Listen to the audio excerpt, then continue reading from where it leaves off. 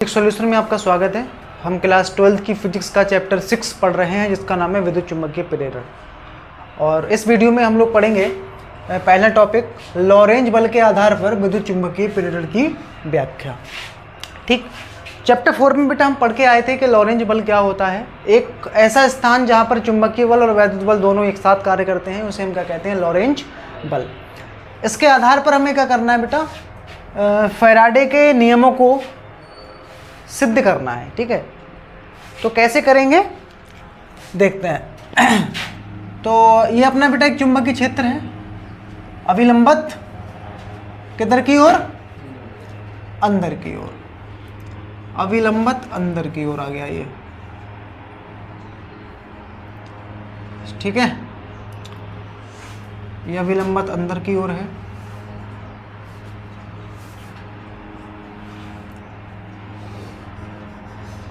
और हम क्या कर रहे हैं बेटा, यहाँ पर एक धारावाही चालक को ले रहे हैं। धारावाही चालक क्या होता है, किसी मेटल का तार हमने लिया है, ठीक है, और उसको हमने कहाँ रख दिया बेटा, इसके ये बीच में रख दिया ऐसे, यहाँ पर ये इसको ऐसे बीच में रख दिया। तार की जो बेटा शेप होती है वो कैसी होती है, बेलनाकार, है ना। तो समझने के लिए बेटा तार हमें थोड़ा सा क्या बनाना पड़ेगा, ये थोड़ा सा मोटा रखना पड़ेगा ये तार। ठीक है, ये थोड़ा मिटा दे रहा हूँ, उससे डायग्राम थोड़ा क्लियर दिखे। ठीक, अच्छा, चालक तार में बेटा क्या होंगे, कौन से इलेक्ट्रॉन्स होंगे बेटा, मुक्त इलेक्ट्रॉन्स।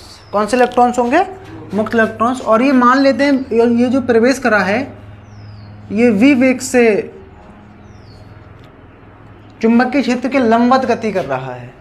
कैसे गति कर रहा है, चुंबकीय क्षेत्र के लंबवत v वेग से गति कर रहा है, क्योंकि चुंबकीय क्षेत्र बेटा अपना अंदर है और गति कर रहा है ये इधर। तो ये कैसा प्रवेश हुआ है, ये लंबवत प्रवेश हुआ है। ठीक, अब जब भी बेटा कोई तार किसी चुंबकीय क्षेत्र में गति कर रहा होता है तब उस पर क्या लगता है, एक चुंबकीय बल। अच्छा, इस चालक तार में बेटा कौन से इलेक्ट्रॉन्स होंगे, मुक्त इलेक्ट्रॉन्स। तो दिखा देता हूँ बेटा, मैं कम से कम एक इलेक्ट्रॉन दिखा देता हूँ यहाँ, मुक्त इलेक्ट्रॉन। ढेर सारे इलेक्ट्रॉन्स होंगे। चैप्टर 3 में बेटा हम लोगों ने डिस्कस किया था कि धातुओं के प्रति मीटर क्यूब आयतन में 10 की पावर 29 मुक्त इलेक्ट्रॉन्स होते हैं। ठीक है, तो यहाँ मैंने ई इलेक्ट्रॉन्स मान लिए हैं। ठीक, अब ये तार बेटा रखा है हमारा चुंबकीय क्षेत्र में, तो इस इलेक्ट्रॉन पे क्या लगेगा बेटा, चुंबकीय बल। क्या लगेगा, चुंबकीय बल। किधर लगेगा बेटा, ये हम डिस्कस कर लेते हैं। देखो बेटा किधर लगेगा चुंबकीय बल, फ्लेमिंग के बाएं हाथ के नियम से या दाएं हाथ की हथेली का नियम नंबर 2, आप इन दोनों में से किसी भी एक नियम से यहाँ चेक कर सकते हो इस इलेक्ट्रॉन की अगर डायरेक्शन, इस पे लगने वाले बल की डायरेक्शन क्या होगी। ठीक है, तो मैं यहाँ पर बेटा यूज़ कर रहा हूँ फ्लेमिंग के बाएं हाथ का नियम। ये बताता है बेटा बल की दिशा, ये बताता है चुंबकीय क्षेत्र की दिशा, ये बताता है गति की दिशा। तो उंगली में बेटा किधर रखूंगा, चुंबकीय क्षेत्र की दिशा में। तो चुंबकीय क्षेत्र अंदर है बेटा, उंगली मेरी अंदर आ गई। ठीक है, और ये वाली उंगली किसको बताएगी बेटा, बल को। तो बल देखो इधर, बल को नहीं, बेग की दिशा को। तो बेग इधर है और वो तो अंगूठा मेरा किधर जा रहा है, ऊपर जा रहा है। लेकिन मेरा इलेक्ट्रॉन होता है हमारा माइनस का, ऋणावेश होता है, तो इस पर दिशा नियम के अकॉर्डिंग ऊपर आ रही है। लेकिन आपको बेटा बताया गया था, लेकिन इस पर जो बल लगेगा वो किधर लगेगा, नीचे की ओर। और कितना बल लगेगा बेटा, एफ एम। कितना बल लगेगा बेटा, एफ एम। और जितने भी बेटा इसमें मुक्त इलेक्ट्रॉन्स होंगे, जितने भी मुक्त इलेक्ट्रॉन्स होंगे वो सारे बेटा किधर शिफ्ट हो जाएंगे, ये इधर बेटा शिफ्ट हो जाएंगे, है ना, इस तरफ तो आ जाएंगे सारे इलेक्ट्रॉन्स। अब जब ये बेटा सारे इलेक्ट्रॉन्स इधर आ गए तो इधर का बेटा ये सिरा कैसा हो जाएगा, नेगेटिव, और ऊपर का सारा सिरा बेटा कैसा हो जाएगा, ये ऐसा ही तो होगा। जब सारे इलेक्ट्रॉनों पे बल लगेगा तो सारे इलेक्ट्रॉन्स नीचे खींचे चले आएंगे इस नीचे सिरे पर, और ऊपर क्या आ जाएगा बेटा, हमारा धन आवेश आ जाएगा। समझ आया।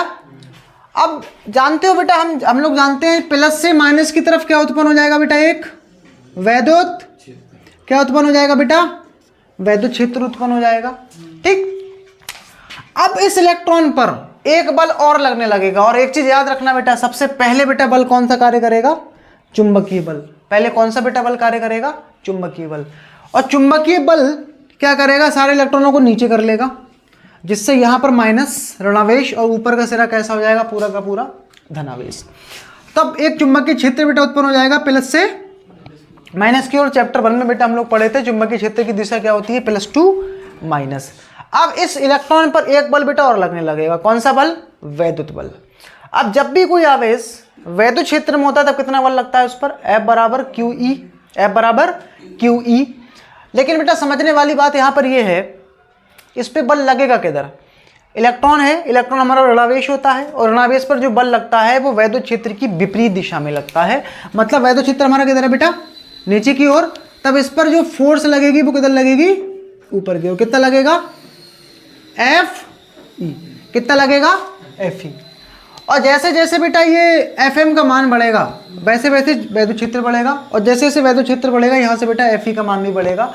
और देखते देखते बेटा दोनों क्या हो जाएंगे, ये एक दूसरे पर बैलेंस हो जाएंगे। क्या हो जाएंगे बेटा, एक दूसरे को ये बैलेंस हो जाएंगे। बैलेंस कब होंगे ये, जब ये FM किसके बराबर हो जाएगा, FE के बराबर हो जाएगा। बोलो बेटा इतना समझ में आया कि नहीं आया ये, ठीक। तो सबसे पहले क्या उत्पन्न होगा हमारा, चुंबकीय क्षेत्र, सॉरी चुंबकीय बल लगेगा, और चुंबकीय बल लगने से क्या उत्पन्न होगा, वैद्युत क्षेत्र। अभी वैद्युत क्षेत्र की वजह से इस पर क्या लगने लगेगा, ऊपर की तरफ वैद्युत बल। और जब इस पर वैद्युत बल लगेगा, जैसे जैसे बेटा ये वैद्युत बल का मान जैसे जैसे FM बढ़ेगा उसी के साथ साथ FE बढ़ के दोनों क्या कर देंगे, एक दूसरे को बैलेंस कर देंगे, ठीक है। तो इतना पहले लिख लेते हैं, माना एक समान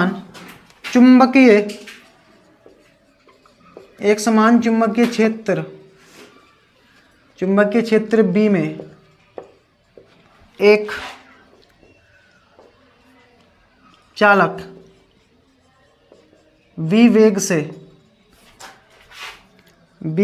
से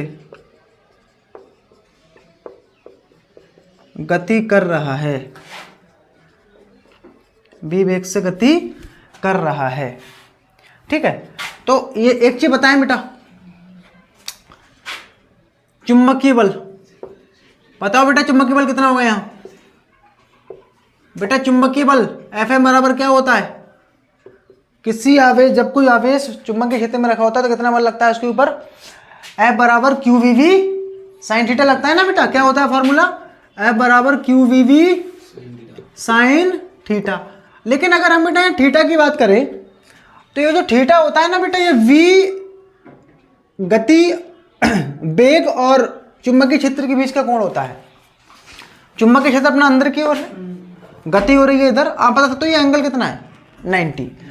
तो साइन 90 का मान होता है बेटा 1, तो कुल मिला कितना आ जाएगा ये QVV। ये आ गया बेटा आपका FM। इसको बोल देता हूं मैं इक्वेशन नंबर 1। अच्छा वैद्युत बल कितना लगेगा बेटा, वैद्युत बल कितना लगेगा बेटा, वैद्युत बल कितना लगता है, FE इक्वल टू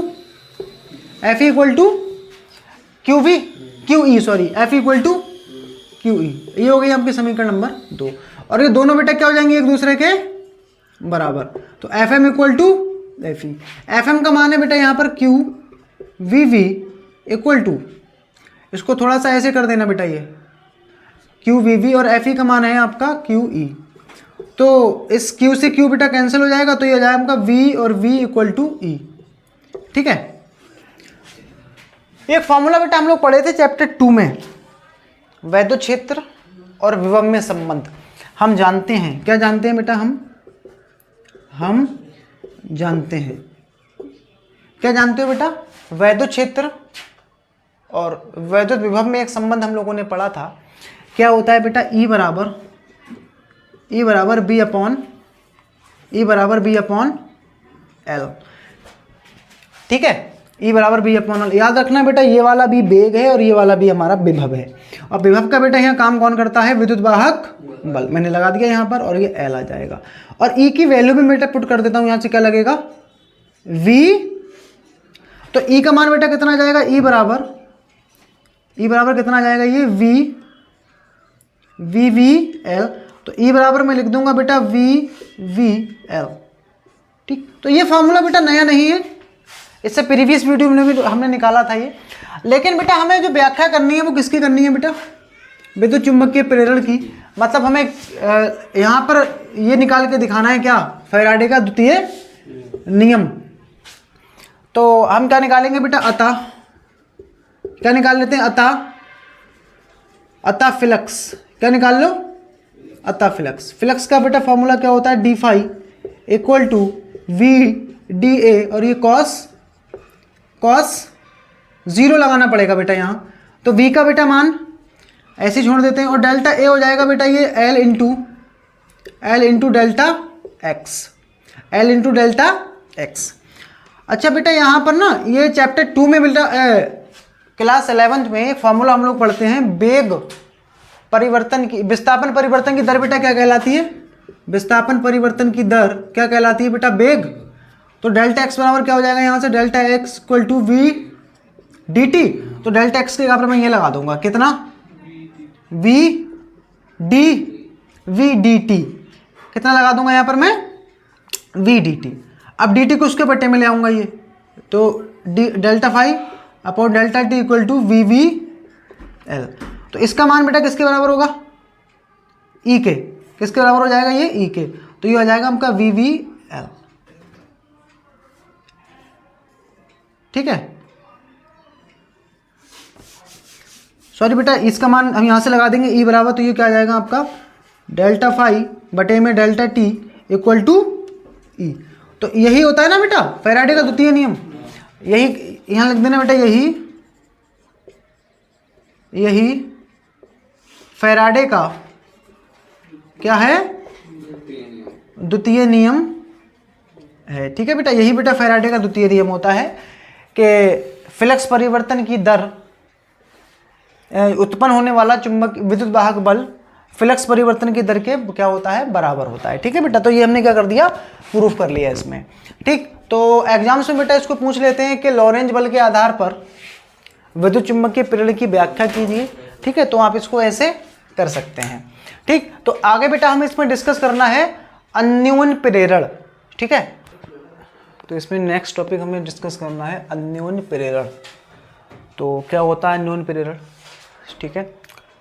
हमने फैराडे के 3 प्रयोग बेटा डिस्कस किए थे, जिसमें दूसरा प्रयोग बेटा अगर आपको याद हो तो हमने कुछ ऐसे बनाया था, ये यहाँ पर एक कुंडली ली थी, कौन सी कुंडली, धारावाही कुंडली, ठीक है। और यहाँ पर बेटा एक दूसरी कुंडली थी यह, जिस पे हमने क्या जोड़ा था, गैल्वेनोमीटर, ठीक है। तो पहली चीज बेटा अन्योन्य प्रेरण में 2 कुंडलियों की आवश्यकता पड़ती है, ठीक है।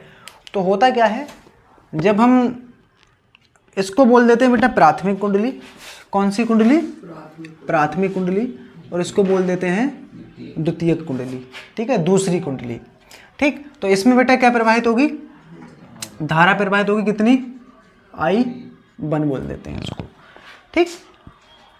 तो क्या होता है बेटा अन्योन्य प्रेरण, जब हम 2 कुंडलियों को एक दूसरे के पास पास रखते हैं, और यदि प्राथमिक कुंडली में धारा को परिवर्तित करें, तो दूसरी कुंडली में बेटा किसमें परिवर्तन होगा, चुंबकीय फ्लक्स में परिवर्तन होने के कारण दूसरी कुंडली में एक प्रेरित विद्युत वाहक बल उत्पन्न होता है, जिस कारण द्वितीय कुंडली में क्या बहने लगती है, प्रेरित धारा बहने लगती है। इस घटना को ही बेटा हम लोग क्या कहते हैं, अन्योन्य प्रेरण, ठीक है। जब 2 कुंडलियों को कहाँ रखते हैं बेटा हम लोग, एक दूसरे के पास पास रखते हैं, और यदि प्राथमिक कुंडली में धारा को परिवर्तित करें तो दूसरी कुंडली में फ्लक्स परिवर्तन के कारण विद्युत वाहक बल उत्पन्न होता है और धारा प्रवाहित होने लगती है, ठीक है। इस घटना को बेटा हम लोग क्या कहते हैं, अन्योन्य प्रेरण, ठीक है। पहले इसको लिखते हैं और फिर इसके फॉर्मूले वगैरह हम लोग डिस्कस करते हैं। तो ऐसे हम इसकी परिभाषा लिख लेंगे, जब 2 कुंडलियों को एक दूसरे के समीप रखते हैं, यदि प्राथमिक कुंडली में धारा को परिवर्तित करते हैं, तो द्वितीय कुंडली में बेटा क्या परिवर्तित होगा, फ्लक्स परिवर्तित होगा, क्योंकि बेटा जब इसमें धारा प्रवाहित हो रही होगी ना, तो इसमें से क्या निकलेंगी, कौन सी बल रेखाएं, चुंबकीय बल रेखाएं, ठीक, ये निकल रही हैं।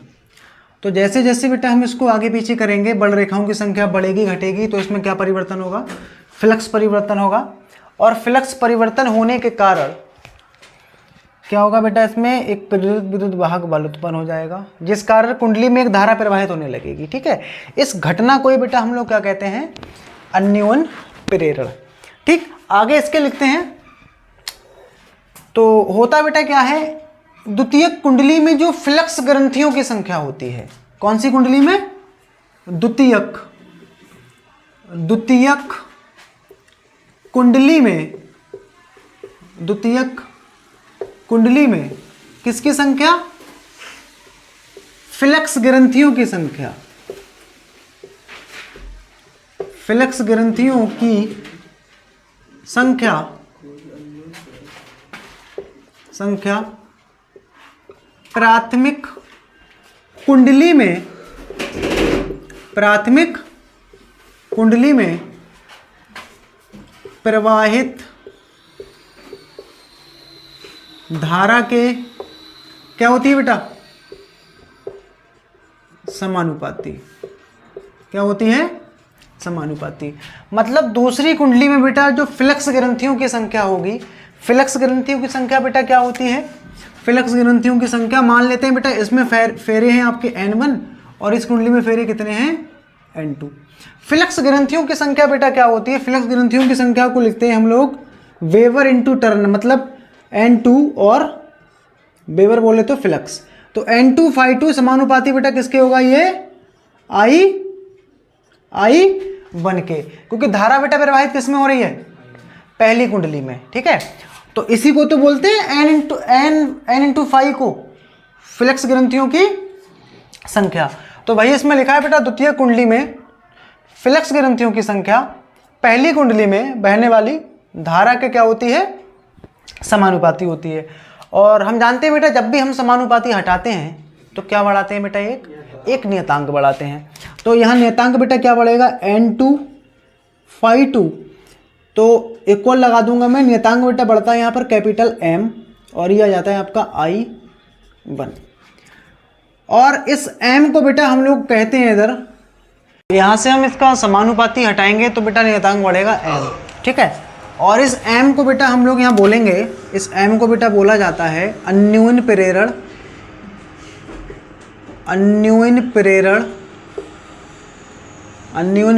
गुणांक। ठीक है, या इसी का दूसरा बेटा नाम होता है अन्योन प्रेरकत्व। दो बेटा नाम होते हैं इसके। ठीक, अन्योन प्रेरण गुणांक या फिर अन्योन प्रेरकत्व। ठीक है, तो यहाँ से हम M का अगर मान निकालें तो क्या आ जाएगा बेटा, N2 φ2 बटे में आ जाएगा ये I1 इक्वल टू कितना हो जाएगा, ये M। तो M बराबर मैं लिख सकता हूँ यहाँ पर N2 φ2 बटे में I1। तो ये आ गया बेटा हमारा M का मान।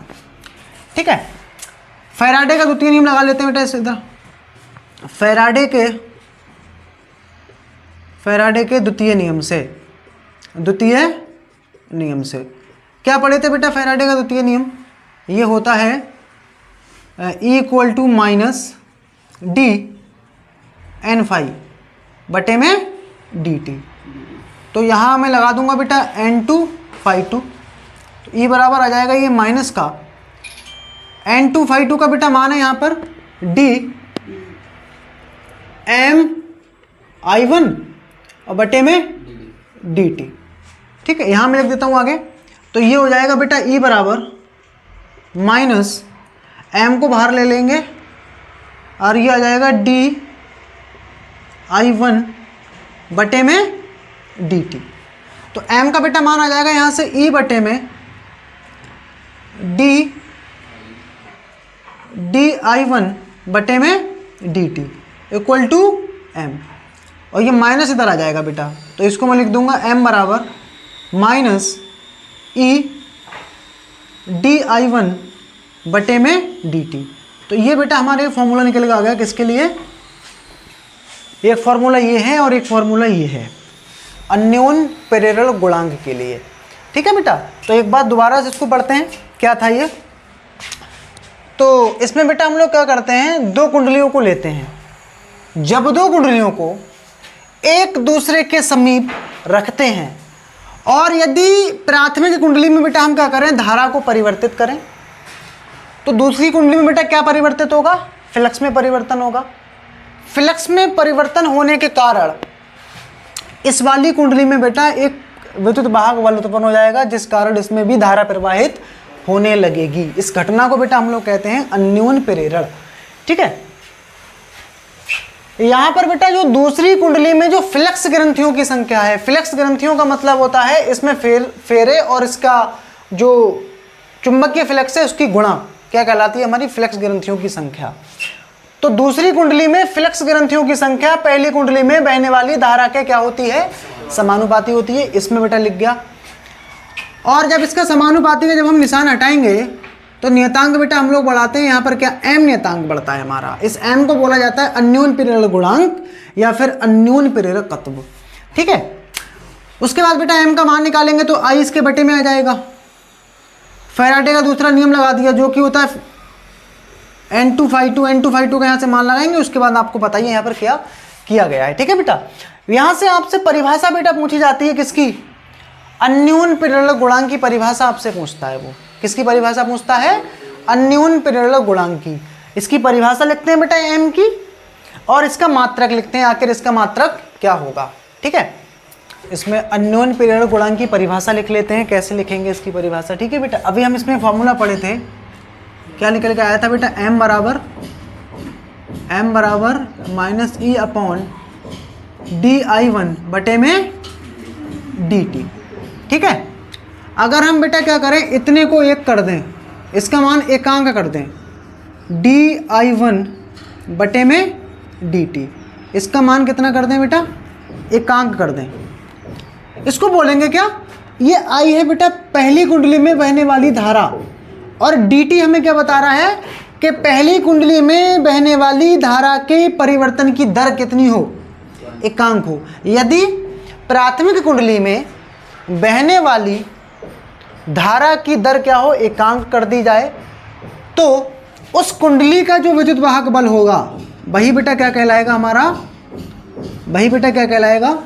अन्योन्य प्रेरकत्व। और इसको किससे लिखते हैं बेटा हम लोग? m से लिखते हैं।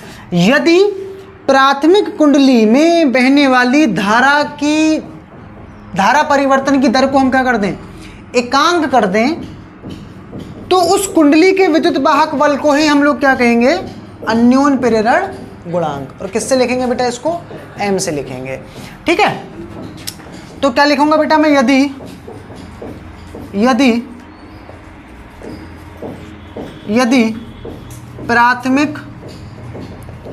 यदि प्राथमिक कुंडली में बहने वाली धारा परिवर्तन की दर एकांक कर दी जाए तो उस कुंडली के उसके विद्युत वाहक बल को ही क्या बोलते हैं बेटा? अन्योन्य प्रेरकत्व या फिर अन्योन्य प्रेरण गुणांक m कहते हैं। ठीक है बेटा, ऐसे हम लोग इसको परिभाषित कर सकते हैं। ठीक, अब इसके मात्रक की बेटा बात कर लेते हैं कि यहाँ से आखिर m का मात्रक क्या होने वाला है। ठीक, तो इसको मैं मिटा देता हूँ इधर, और फिर इसका मात्रक लिख लेते हैं हम लोग। इसका क्या आखिर मात्रक क्या होगा? देखो कैसे बेटा इसका मात्रक निकालेंगे। तो ये बेटा समझ में आ गया होगा। प्राथमिक कुंडली में बहने वाली धारा परिवर्तन की दर को एकांक कर दिया जाए, तब उस कुंडली के विद्युत वाहक बल को ही हम लोग क्या बोलेंगे? अन्योन्य प्रेरण गुणांक। ठीक, आगे इसमें बढ़ते हैं। मात्रक इसका लिखते हैं। मात्रक बेटा क्या होगा? यहाँ से इसका मात्रक लिखते हैं। मात्रक बेटा हमें m का लिखना है। मात्रक m का मात्रक। ठीक, पता यहाँ पर E क्या है? विद्युत वाहक बल। विद्युत वाहक बल का बेटा मात्रक होता है क्या? वोल्ट। क्या होता है मात्रक? वोल्ट होता है। ठीक, बटे में यहाँ पर di क्या है? ये धारा है बेटा, धारा का मात्रा क्या होता है? एम्पियर। एम्पियर बटे में dt हमारा समय, समय का मात्रा क्या होता है? सेकंड। तो सेकंड जाएगा बेटा सबसे ऊपर, ये हो जाएगा आपका वोल्ट इंटू सेकंड बटे में एम्पियर। और इस पूरे को बेटा बोला जाता है हेनरी। क्या बोलते हैं बेटा इस पूरे को? पूरे को बेटा बोला जाता है हेनरी। वोल्ट गुणा सेकंड इंटू एम्पियर को, इस पूरे को बेटा क्या बोलते हैं हम लोग? हेनरी कहते हैं। ठीक है, तो ये हो जाएगा इसका मात्रक हो जाएगा। ठीक, अब हम बेटा इसमें कुछ अन्योन्य प्रेरक गुणांक के कुछ प्रूफ कर लेते हैं। तो इसमें हम इस चैप्टर का नेक्स्ट टॉपिक डिस्कस करेंगे, दो समाक्ष समतल कुंडलियों का अन्योन्य प्रेरण। ठीक है, दो कुंडलियां हम रखेंगे और कैसे रखनी है बेटा? उनको समान अक्षों से रखनी है। समाक्ष का मतलब क्या है? जिनकी अक्षें क्या हों? समान हों। ठीक है, तो रखते हैं बेटा दो कुंडलियां और उनका हम लोग क्या निकालेंगे? अन्योन्य प्रेरण। तो एक कुंडली में ये बना देता हूँ इस टाइप से, ऐसे। ठीक है, एक कुंडली हमारी कैसी रहेगी इसमें? धारावाही। ठीक है, एक कुंडली कैसी है? ये अपनी धारावाही है। और ये आगे बेटा अपनी दूसरी कुंडली, ये आगे दूसरी कुंडली। इसमें मैंने धारा मापी जी को जोड़ रखा है। और यहाँ पर बेटा ये जो दोनों कुंडली है ना, इनकी अक्षें दोनों की क्या हैं? समान है। दोनों की बेटा अक्षें क्या है? समान है। तभी ऊपर बेटा लिखा है इसमें दो समाक्ष समतल कुंडलियों का अन्योन्य प्रेरण। ये दोनों कुंडलियां हैं, दोनों की अक्षें बेटा क्या है? समान है। मान लेते हैं बेटा इसकी जो त्रिज्या है वो कितनी है? ये बेटा मान लेता हूं मैं R1, और इसकी त्रिज्या को कितना बोल देता हूं मैं? R2। इसमें जो फेरों की संख्या है ये है N1, और इसमें जो बेटा फेरों की संख्या है वो क्या है? N2। कितनी है फेरों की संख्या? N2 है। ठीक, तो हमें निकालना क्या है बेटा? पहले हम ये थोड़ा एस्टिमेट लगा लेते हैं कि हमें क्या प्रूफ करना है इसमें। इनका अन्योन्य प्रेरण हमें ज्ञात करना है। अन्योन्य प्रेरण बोले तो बेटा किसका मान? m का मान हमें ज्ञात करना है यहाँ पर। ठीक है, तो m का मान ज्ञात करने के लिए बेटा हम लोगों ने ये फॉर्मूला पढ़ा था, N2 phi2 equal to m/1। लेकिन बेटा यहाँ समस्या ये आ रही है, चलो हमने फेरों की संख्या इसमें N2 मानी है, इसमें N1 मानी है, कोई दिक्कत नहीं है। लेकिन अगर हम यहाँ से m का मान निकालते हैं तो उससे पहले बेटा हमें रिक्वायरमेंट किसकी पड़ेगी? phi2 की। और phi2 बेटा क्या होता है? फ्लक्स होता है। phi2 क्या होता है? फ्लक्स, चुंबकीय फ्लक्स। phi बराबर बेटा क्या होता है? ba cos। तो बेटा इसमें हमें m निकालने के लिए पहले phi2 चाहिए, और phi2 बराबर क्या होता है बेटा? ba cos theta. अब phi निकालने के लिए पहले हमें क्या चाहिए होगा बेटा? b का मान चाहिए। ठीक, तो सबसे पहले b निकालेंगे। जब b निकल जाएगा तब बेटा फ्लक्स निकालेंगे। जब फ्लक्स निकल जाएगा तब हम सिंपल ये फॉर्मूला लगा के किसका मान लगा देंगे बेटा? m का मान लगा देंगे। ठीक है, तो पहले ये जो कुंडलियां जो हमने जो मानी है इनको लिख लेते हैं।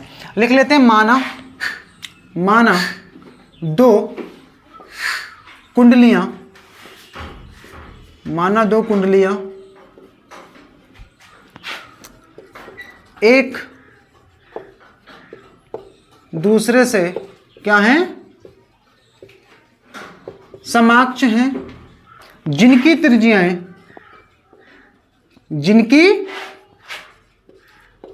यहां बेटा जो माना है वही लिखना है यहां। ठीक है, जिनकी त्रिज्याएं क्रमशः R1 व R2 हैं, तथा फेरों की संख्या क्रमशः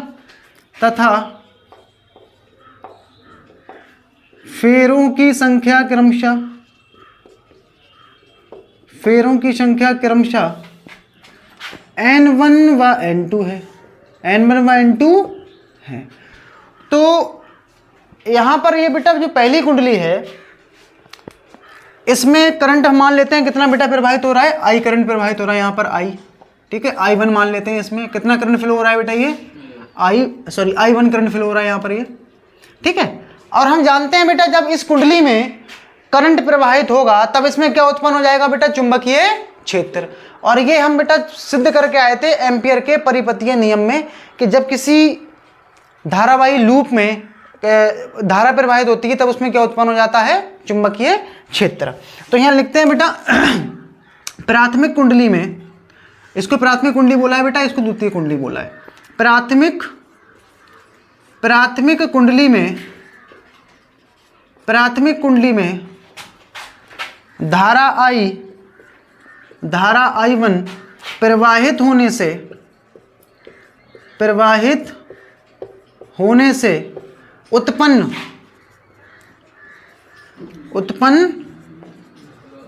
चुंबकीय क्षेत्र कितना होता है बेटा? चुंबकीय क्षेत्र उत्पन्न क्या लिखे थे बेटा हम लोग? B बराबर म्यू नॉट बटे में 2 NI और बटे में R। इतना ऐसे तो निकालते हैं बेटा धारावाही लूप के कारण चुंबकीय क्षेत्र की तीव्रता इस फार्मूले से निकलती है।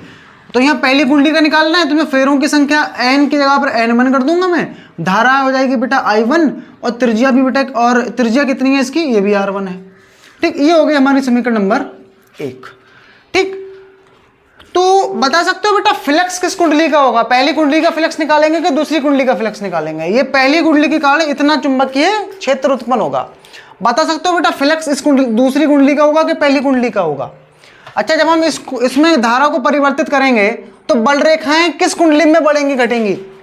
दूसरी कुंडली में। तो फ्लक्स किस कुंडली का निकालोगे? दूसरी कुंडली का। ठीक है, तो आगे लिखते हैं बेटा दूसरी कुंडली में फ्लक्स क्या लिखेंगे? द्वितीय कुंडली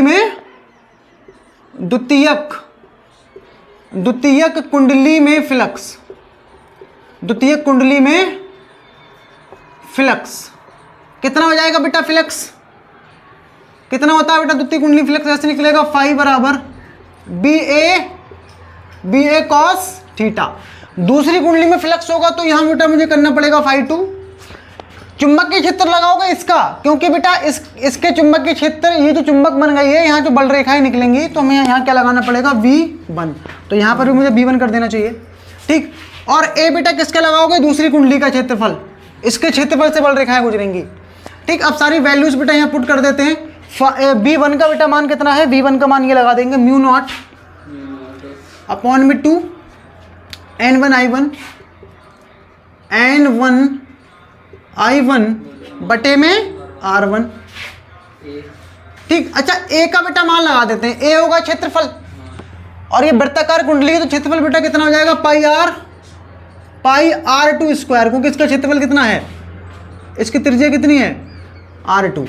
और कॉस दोनों समाक्ष रखेंगे तो बेटा एंगल कितना हो जाएगा? 0 डिग्री।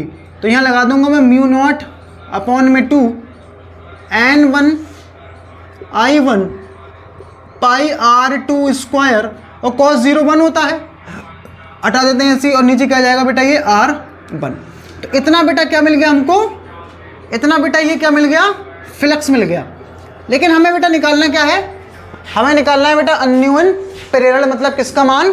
M का मान। हम जानते हैं बेटा, क्या जानते हैं बेटा हम लोग?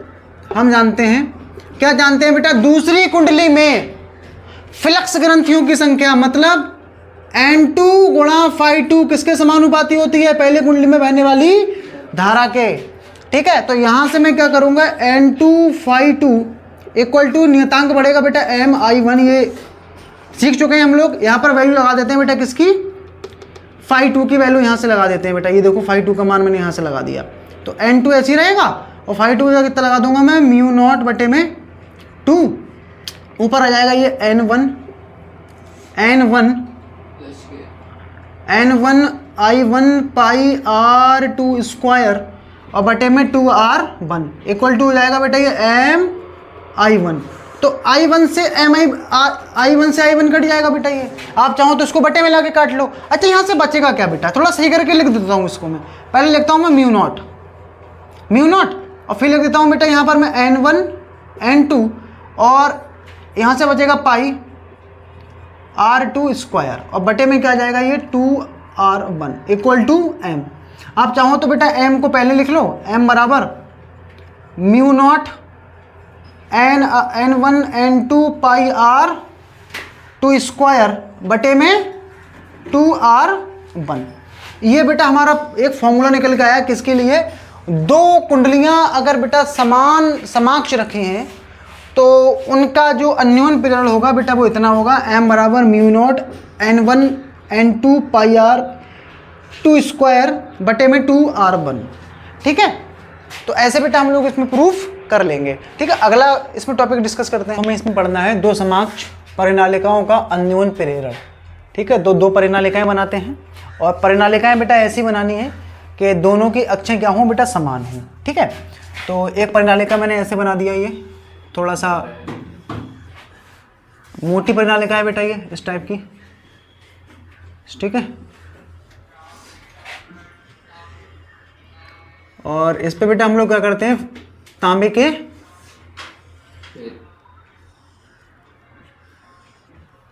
ये फेरे लपेट दिए हमने इस टाइप से।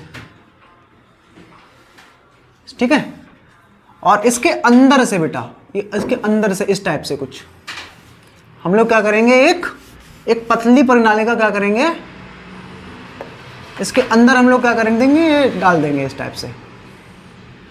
ठीक, ऐसे इसके ऊपर भी फेरे लपेटे होंगे इस टाइप से हमने, है ना, ऐसे। और इसको हमने क्या कर दिया, एक बैटरी से कनेक्ट कर दिया। तो एक बेटा परिनालिका ये है। ठीक, और इन दोनों के बेटा जो अक्षें हैं वो क्या है बेटा, एक ही अक्ष है। इसी को तो हम बोलेंगे समान अक्ष, समाक्ष तभी तो बनेगी। ये अक्ष है बेटा इसकी समान है, दोनों की एक ही अक्ष है, कहने का मतलब ये है। ठीक है, मान लेते हैं बेटा ये छोटी वाली जो परिनालिका है इसकी लंबाई बेटा मैं मान लेता हूं कितनी है, L1 इसकी लंबाई है छोटी वाली की। और इसमें जो बेटा फेरों की संख्या है छोटी वाली में वो कितनी मान लेता हूं मैं, N1। और जो बड़ी वाली परिनालिका है इसकी लंबाई में L2 कह देता हूं, और इसमें जो फेरों की संख्या है वो कितनी हो जाएगी, N2। ये जो फेरे हैं इनकी संख्या मैंने मान ली कितनी है, N2 है। ठीक, लंबाई हो गई बेटा, फेरों की संख्या हो गई।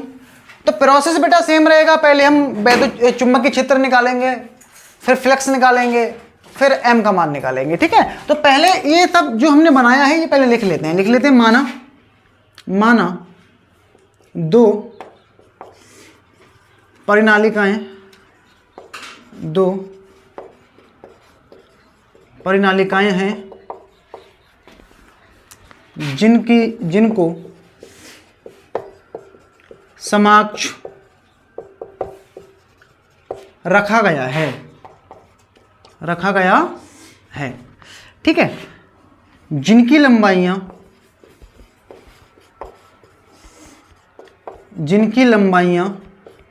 क्रमशः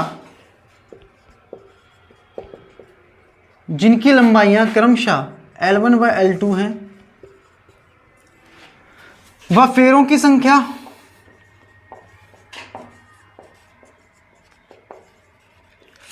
कितनी है बेटा, N1 व N2 है। ठीक, तो ये जो L1 लंबाई की जो बेटा हमारी परिनालिका है इसको हमने बैटरी से जोड़ा है, तो इसमें बेटा क्या प्रवाहित होगी, धारा प्रवाहित होगी। मान लेते हैं बेटा इसमें कितनी धारा प्रवाहित हो रही है, I1 धारा इसमें प्रवाहित हो रही है। कितनी धारा प्रवाहित हो रही है बेटा, I1 धारा प्रवाहित हो रही है इसमें। हम जानते हैं बेटा जब भी किसी परिनालिका में जब धारा प्रवाहित होती है तब क्या उत्पन्न हो जाता है बेटा, चुंबकीय क्षेत्र।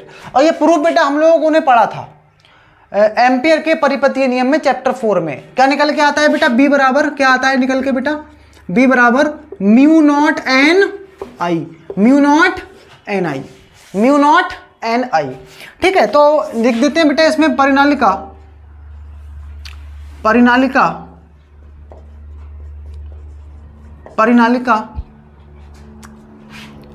में I1 धारा प्रवाहित होने से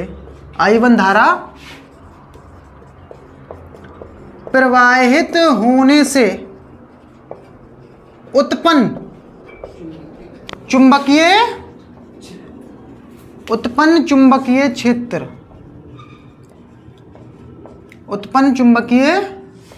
क्षेत्र कितना बेटा उत्पन्न होगा, इसको मैं बोल दूंगा V1। Mu naught n into i, यहां लगाना पड़ेगा बेटा मुझे I1। लेकिन बेटा यहां पर जो हमने लंबाई ली है वो L1 ली है। L1 में कितने फेरों की संख्या है बेटा? N1। तो इस N की जगह पर मुझे बेटा लगाना पड़ जाएगा N1 I1 बटे में L1। उस समय जब हमने बेटा प्रूफ किया था तो उसमें हमने फेरों की संख्या N मानी थी, ठीक है। यहाँ L1 लंबाई पे फेरों की संख्या कितनी है? N1। तो N में बेटा कितनी हो जाएगी? N1 बटे में L1। ठीक, ये हो गया हमारा समीकरण नंबर 1। इतना तो बेटा क्या होगा? चुंबकीय क्षेत्र होने वाला है, ठीक है। ये हमने चुंबकीय क्षेत्र निकाल लिया है। उसके बाद बेटा पहली परिनालिका का अगर चुंबकीय क्षेत्र है, दूसरी में क्या उत्पन्न होगा? चुंबकीय फ्लक्स। तो मुझे क्या लगाना चाहिए बेटा? इधर क्या लगाना चाहिए? दूसरी परिनालिका का चुंबकीय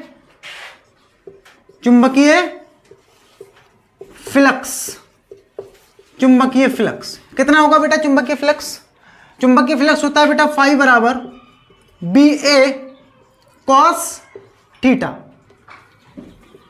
अगर मैं यहां बेटा फाई लगाऊंगा तो दूसरी परिनालिका का तो ये मुझे फाई 2 करना पड़ेगा, है ना। और B का मान तो ये लग जाएगा बेटा V1, क्योंकि इस वाली कुंडली के कारण, इस वाली परिनालिका के कारण इसमें क्या उत्पन्न होगा बेटा? फ्लक्स। और यहाँ लगाना पड़ेगा मुझे A2। तो B कितना है बेटा? B का मान है आपका म्यू नॉट I1 N1 बटे में L1। क्षेत्रफल लगेगा बेटा यहाँ पाई R। ये दूसरी का क्षेत्र, ये बेटा मान लेते हैं इसकी रेडियस कितनी मान लेते हैं? ये R2। तो मुझे लगाना पड़ेगा बेटा यहाँ R2 का स्क्वायर और कॉस, दोनों बेटा जब समाक्ष रखे हैं तो समाक्ष का मतलब क्या होता है? एंगल कितना बनेगा? 0 डिग्री। तो ये हो जाएगा आपका म्यू नॉट N1 I1 पाई R2 स्क्वायर बटे में L1। ये हो गया आपका फाई 2। कितना हो गया बेटा? ये फाई 2। अब हम इसमें बेटा ज्ञात करेंगे, फाई 2 में मिल चुका है। अब हम बेटा इसमें ज्ञात करेंगे अन्योन्य प्रेरण। क्या ज्ञात करेंगे इसका? अन्योन्य प्रेरण। तो अन्योन्य प्रेरण के लिए बेटा हम लोग क्या करते हैं, क्या पढ़े थे हम कि दूसरी कुंडली में फ्लक्स ग्रंथियों की संख्या। तो यहाँ होगा बेटा दूसरी परिनालिका में फ्लक्स ग्रंथियों की संख्या समानुपाती होगी पहली परिनालिका में बहने वाली धारा के। तो समानुपाती हटाएंगे, क्या बढ़ेगा बेटा? कितना क्या बढ़ेगा? M। और ये I1। तो N2 को ऐसे ही रखते हैं। फाई 2 का बेटा मान आ जाएगा म्यू नॉट N1 I1 पाई R2 स्क्वायर बटे में L1 इक्वल टू चल रहा है बेटा ये M I1। तो I1 से I1 बेटा कैंसिल आउट हो जाएगा। ये आप चाहो तो इसको बटे में ले जाके काट लो, ठीक है। जो बेटा बचा भाई हमारा M का मान हो जाएगा, ठीक। तो मैं M को बेटा यहाँ लिख लेता हूँ पहले, इधर आ जाएगा ये। इसको बस अरेंज करके लिख देते हैं। म्यू को पहले लिख दो, म्यू नॉट, और पाई R2 स्क्वायर ऐसे लिख लो, और यहाँ से N1 N2 एक साथ लिख लो, N1 N2 बटे में L1। तो ये बेटा फॉर्मूला हमारा निकल के आया किसके लिए? अगर दो परिनालिकाएं कैसी रखी होंगी समाक्ष, तो उनका क्या निकालेंगे बेटा हम लोग? ऐसे अन्योन्य प्रेरण, ठीक है। तो ऐसे बेटा हम लोग याद कर लेंगे इसमें। अब हम इसमें अगला टॉपिक डिस्कस करेंगे बेटा 100 प्रेरण। पहले डिस्कस करते हैं 100 प्रेरण क्या होता है।